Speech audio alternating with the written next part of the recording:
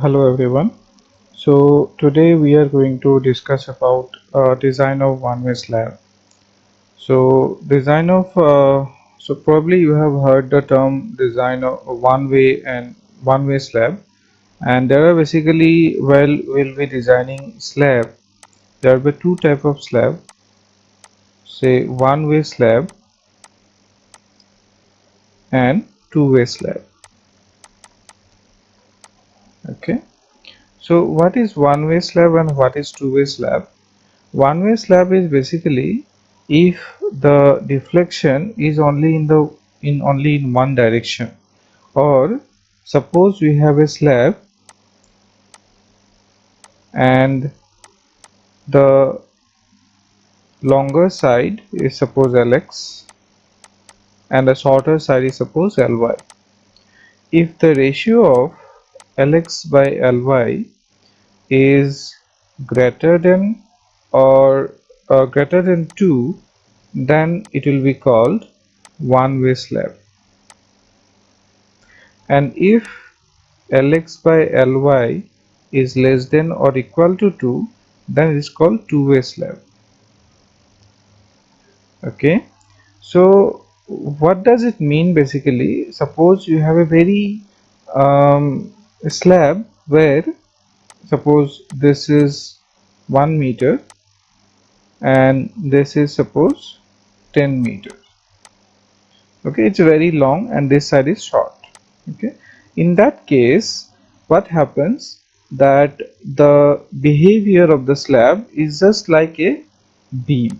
How? Because when you will be loading the slab, it will deflect along the shorter edge, like it will deflect something like this. Okay, it will deflect like this when it will be given with a uniform loading. Okay, and in that case we can consider or take a small strip of the slab. Suppose this is a small strip and we can design this strip as a beam. Okay, and that design per meter width, well, suppose we take a unit meter, say 1 meter width I have taken. So this 1 meter width of beam if I design, then the reinforcement can be given all along the slab. Whatever reinforcement is required for 1 meter of a strip of the slab can be given all around the slab. Okay, suppose I take out this small strip, as I know that it's a two-way slab, sorry, it's a one-way slab, so it is going to deflect in only one direction, or this is the critical direction over here. So I will take a strip along the shorter side and I will take it and I will design it and find out the reinforcement. Suppose I take out this particular section and draw the elevation of this. Suppose it will look like something like this, and the length is here, uh, I have changed 1 meter. Suppose I replace it as suppose Ly, and this is, let me rewrite this. Suppose this is Ly and this is Lx. Okay, so this is suppose Ly. This is the length of the strip. Okay, this strip is this one, and this is the top view. This is the side view of it, and we have a loading. So it will, what will happen, it will just deflect something like this. So we'll provide the reinforcement at the bottom, right? So this reinforcement will be provided at the bottom like this. Bottom reinforcement will be here all along the slab. Okay, and probably you have seen in slab there is not only the reinforcements are not in only one direction, there is two. The reinforcements are provided generally in this fashion. Okay, two-way reinforcements are provided in this direction as well as in the other perpendicular direction as well. So here in the shorter side we have provided the main reinforcement, which we design it as a beam, and then in the other direction, that is in the perpendicular direction, we provide the distributed reinforcement. Distributed reinforcement. So this is how basically one-way slab is designed. So what is the criteria? The longer side by the shorter side should be more than 2. In that case, it can be designed by following this method.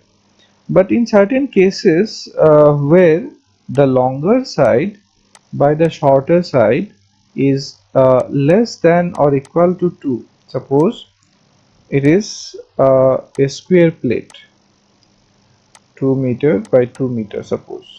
Okay, in that case the deflection will, you cannot say in which direction the deflection will be critical.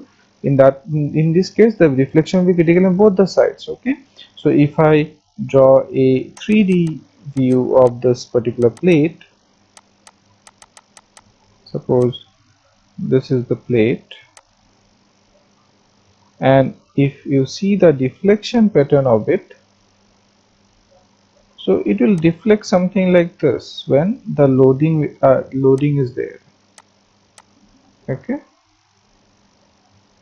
it will deflect something like this. Okay, suppose it is simply supported, so when loading is there, so it is deflect. So all along the side, this side also it will deflect, and along other side also it will deflect. So you can see the end corners are going upward, just like a simple, suppose we have a simple simply supported beam. In that case, when the loading is there, it will just deflect something like this, right? The similar fashion. Okay, so this kind of deflection pattern is called two-way deflection. Okay, so this kind of slabs are called two-way slab. So what is the criteria for two-way slab? If the longer side by the shorter side is less than or equal to 2. Okay, in that case, suppose this is lx or lx, suppose this is lx and this is ly. Okay, in that case, if the ratio between these two sides are less than or equal to 2, then this particular slab is called two-way slab. Understood? So in our class today we will discuss one-way slab. As we are discussing beams, so it will be in the same line with the design of beams. Okay, so the question is here, it designed a one-way slab with a clear span of 4 meter. Clear span is given, is simply supported on a 230 mm thick masonry wall and subjected to a live load of 4 kilonewton per square mm of square, and the surface finish is 1 kilonewton per meter square. Assuming Fe415 grade of steel, and assume the slab is subjected to moderate exposure condition. These are given. So we have the clear span as 4 meter. It is already mentioned that it's a one-way slab, so that is why the dimension of the side is not given. So it is directly mentioned that it's a one-way slab, and the length, the longer side is given as 4 meter. So let's see how to solve. So data which are available to us are, the slab type is one way, the clear span is 4 meter, live load is given as 4 kilonewton per meter square, floor finish is given as 4 kilonewton per meter square.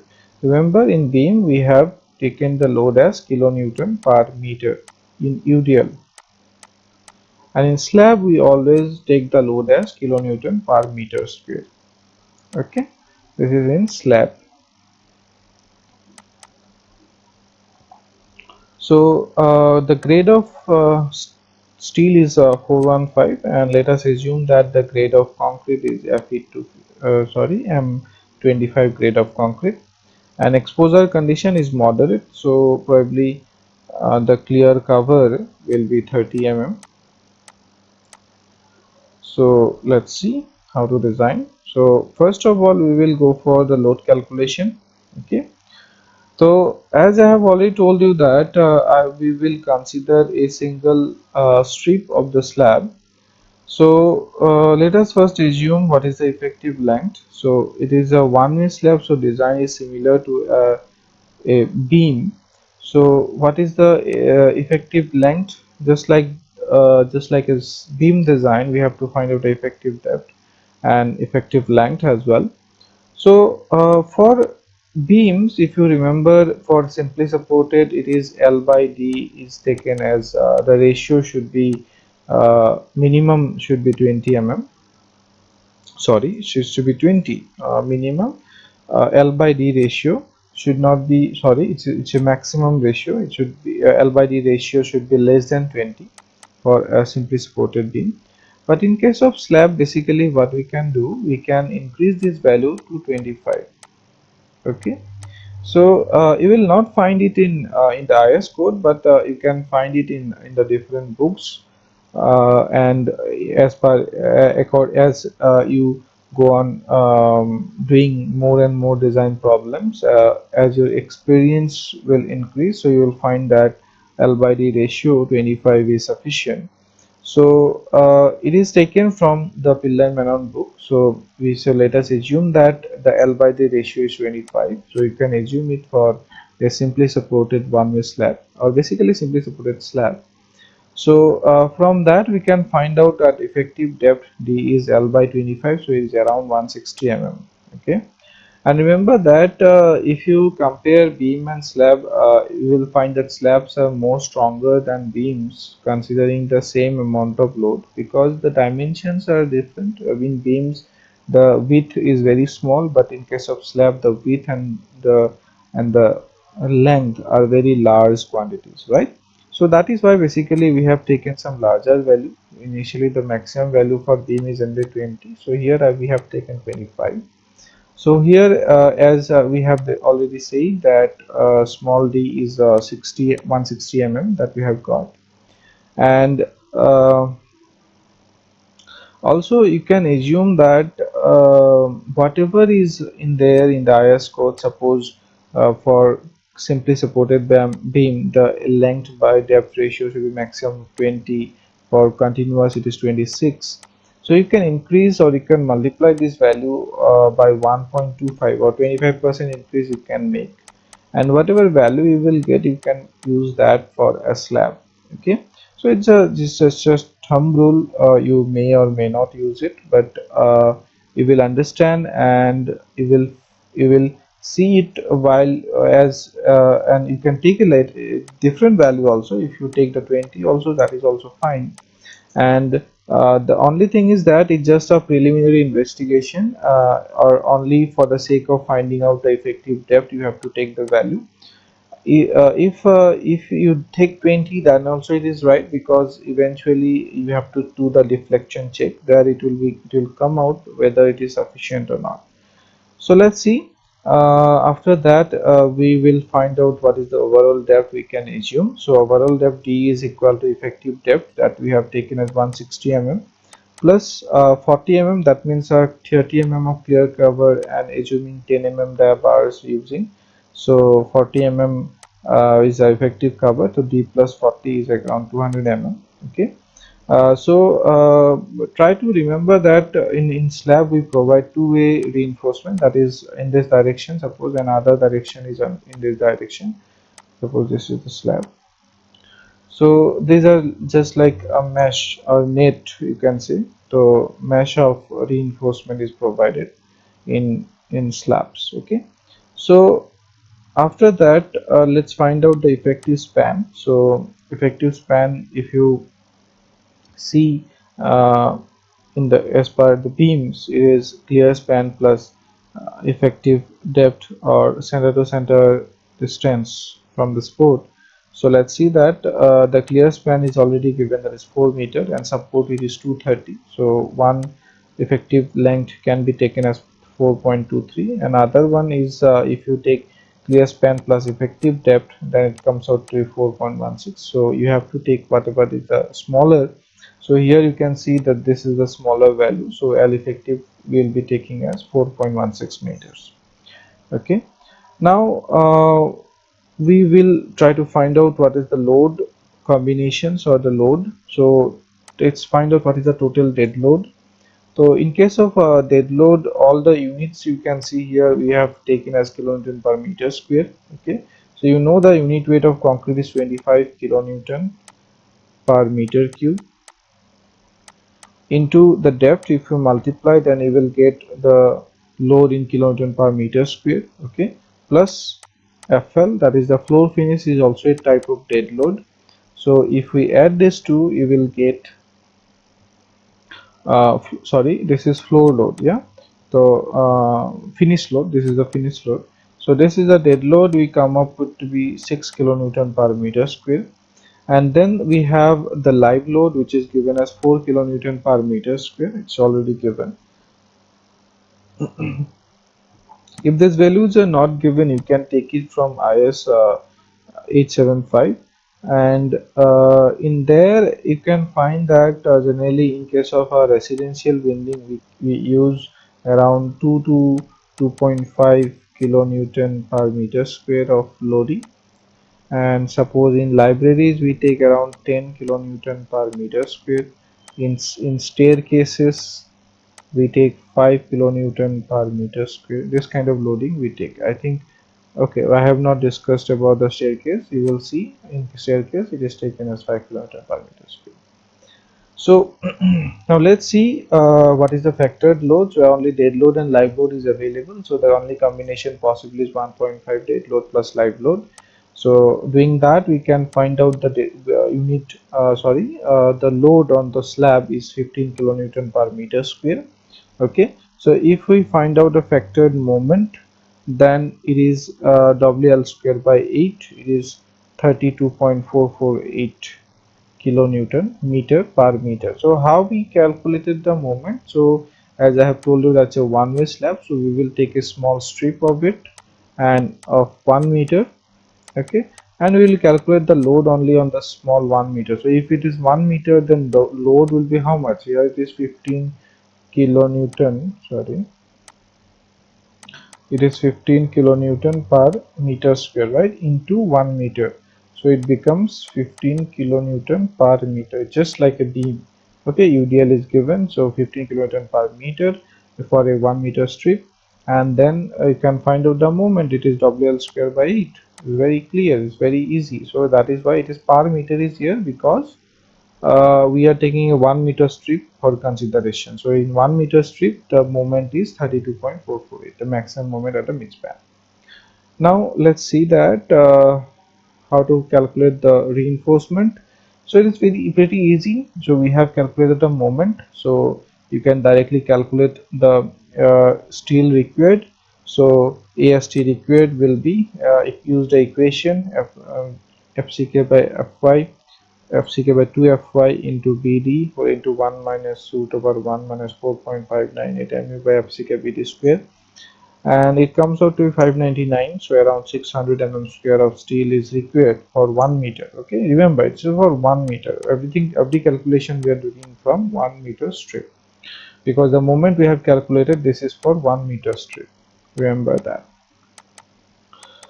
Then if I want to find out the spacing, so you will take a width. The width is the B. The width is given as 1000 mm, because we are taking a 1 meter strip of the slab. So B becomes 1000 mm here. And considering 10 mm bars, uh, so the cross sectional area of the bar by AST required, so it comes out to 130.924 mm. So this is the spacing. If you provide, that means in a 1 meter strip, suppose this is a 1 meter strip, in that case, to take care of this moment, because in 1 meter this much of moment will come, and to take care of this moment, we have to provide the reinforcement at the bottom with a spacing of suppose around 130 mm, 10 mm, 10 mm reinforcement we have to provide at a spacing of 130 mm center to center. So as we have found out for 1 meter, so we can provide the same reinforcement all along the whole slab. Okay, understood?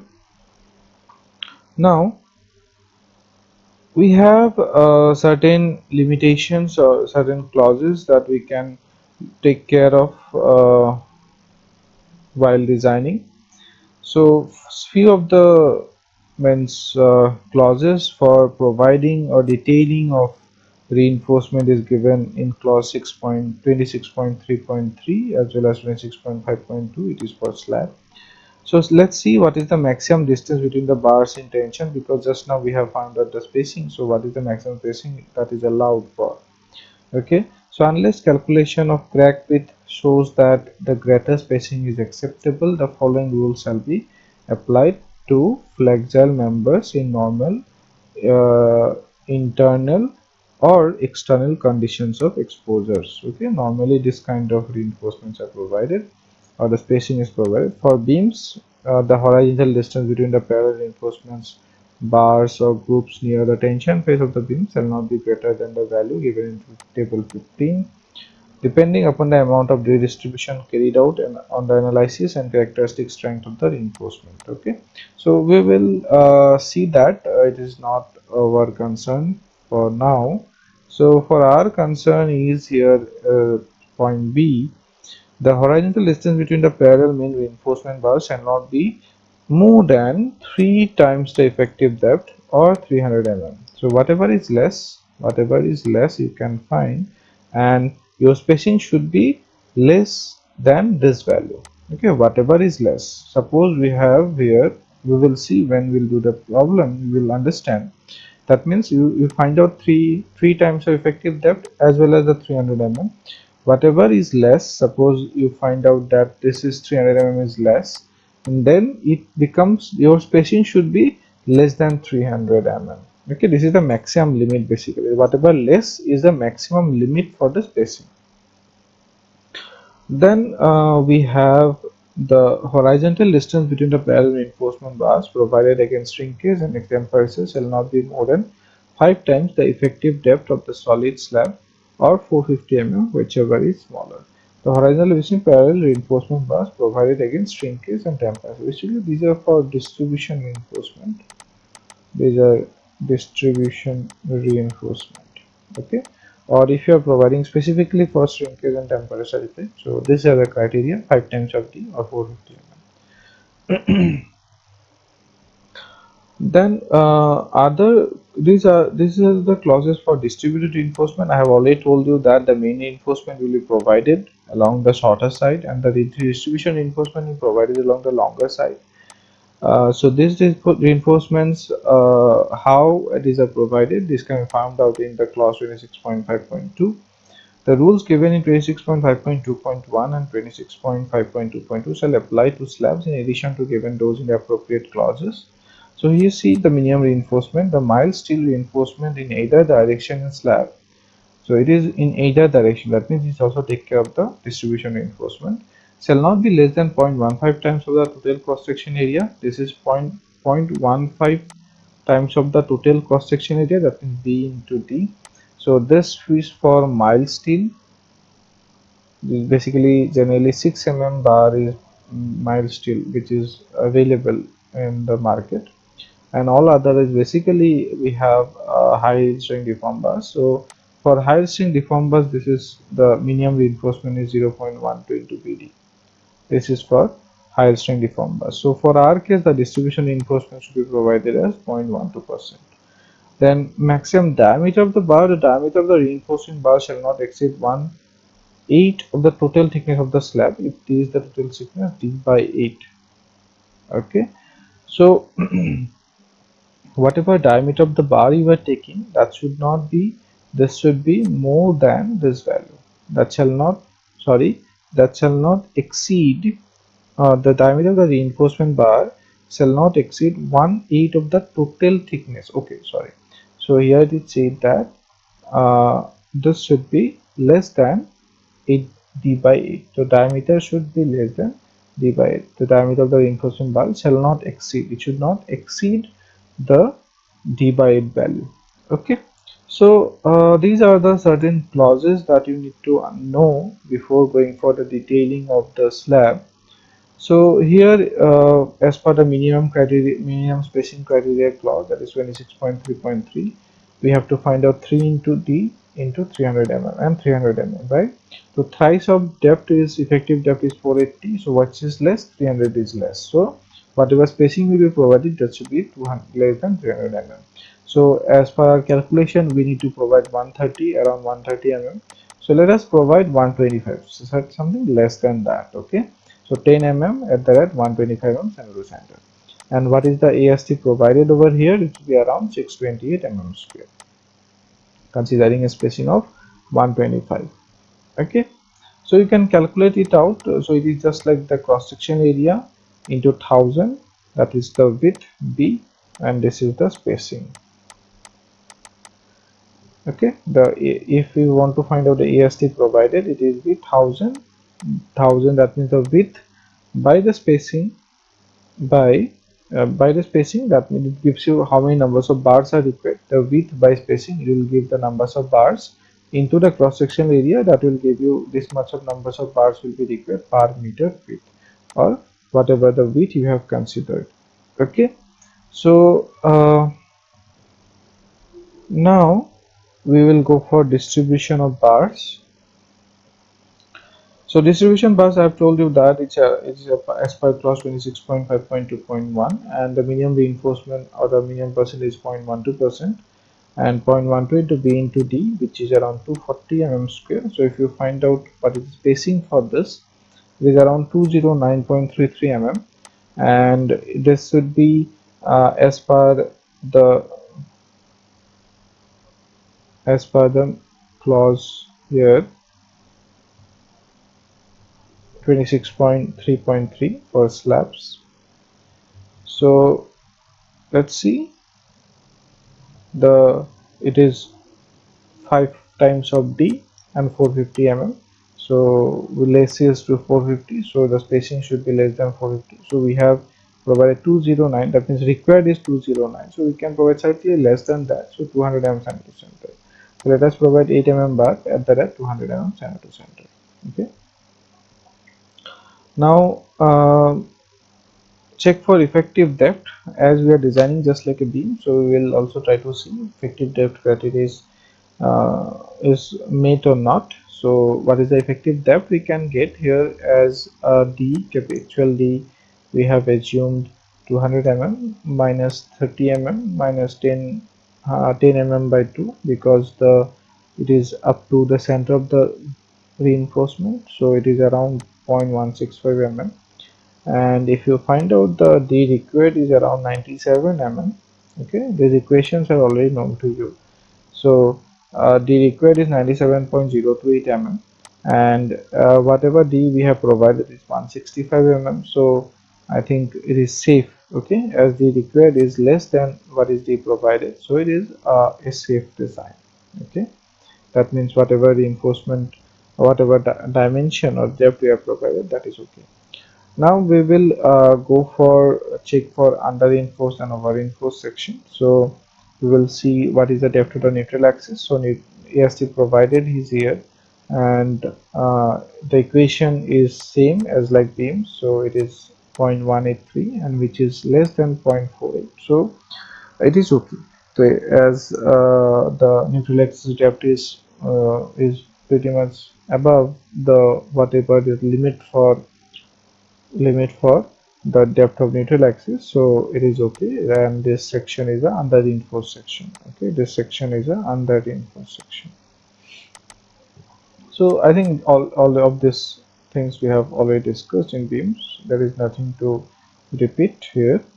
And then deflection check, it is similar with that we have done in beam. So we have to find out the percentage of steel what is provided. Okay, then you have to find out the fs is 0.85 fy esc required by st provided, which is 229 here, and kt is, we can take it around from this graph as around 1.4, and from that we can find out L by D.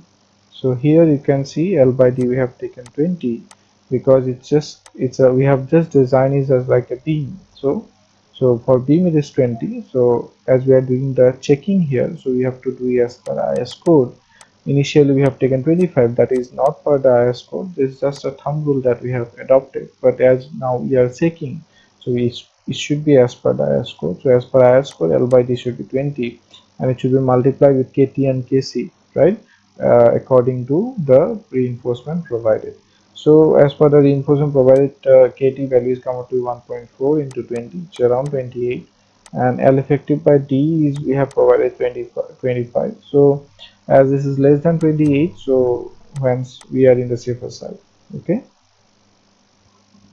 okay, now you can see here that this is the 4-meter width, and along this direction actually in the question is not provided, so it can be basically more than this. Okay, so this is the basically in this question, according to this question, as the other side is not given, so we are not very sure about that whether what's the side. So as in the question itself it is mentioned that it's a one-way slab, so we are assuming that this is the shorter side, this 4-meter is the shorter side, right? So according to this, basically we have calculated the moment also, mu. Okay, we have calculated the moment along this side, so these are the supports. Okay, so this is the shorter side over here, so the deflection is obviously going to be in this direction.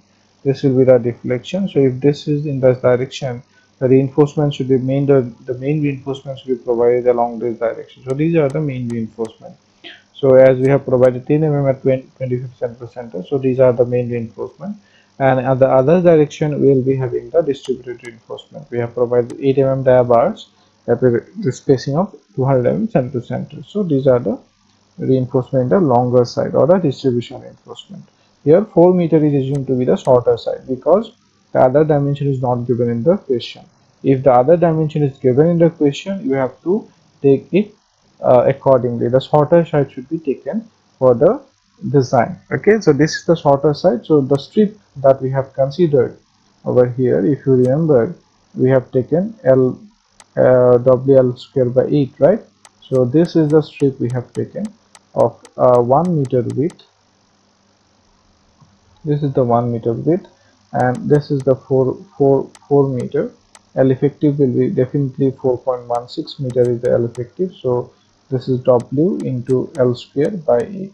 So this is the moment that we get per meter width. Okay, so this is the deflection over here, and this reinforcement will be provided. The main reinforcement will be provided along this side.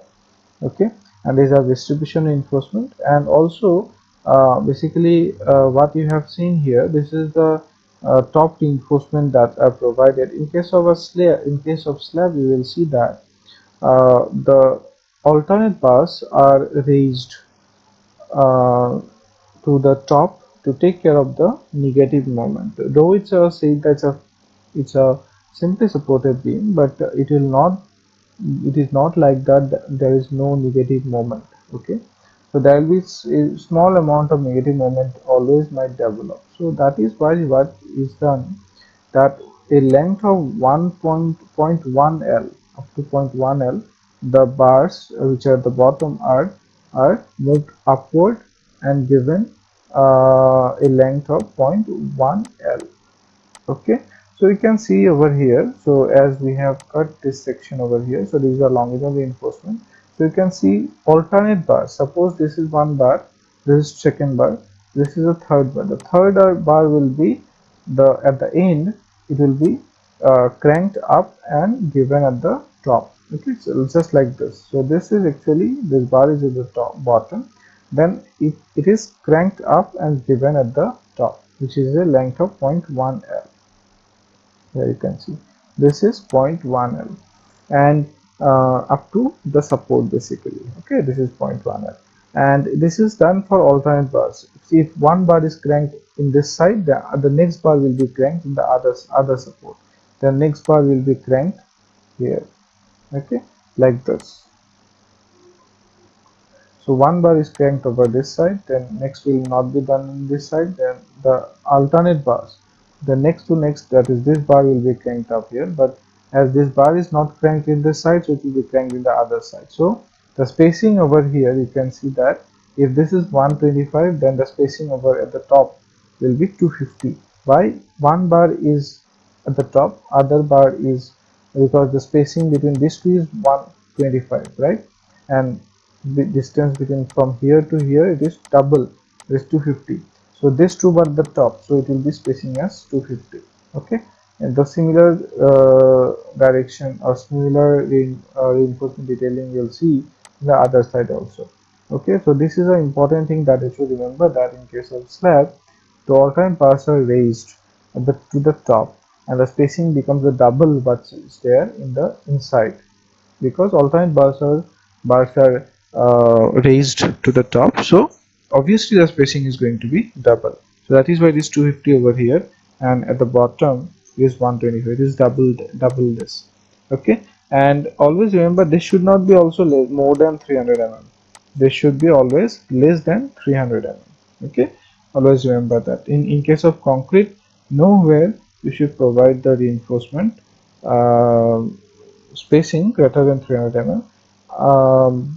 If basically we are taking care of moment. Okay, this is only in case of you are taking care of moment and cracking.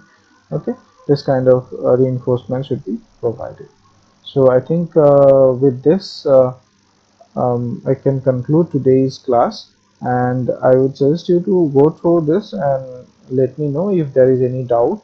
And this is how basically we do the one-way step design, and we will discuss the two-way step design also in the later classes. Okay, so with this today I will conclude today's class. Thank you.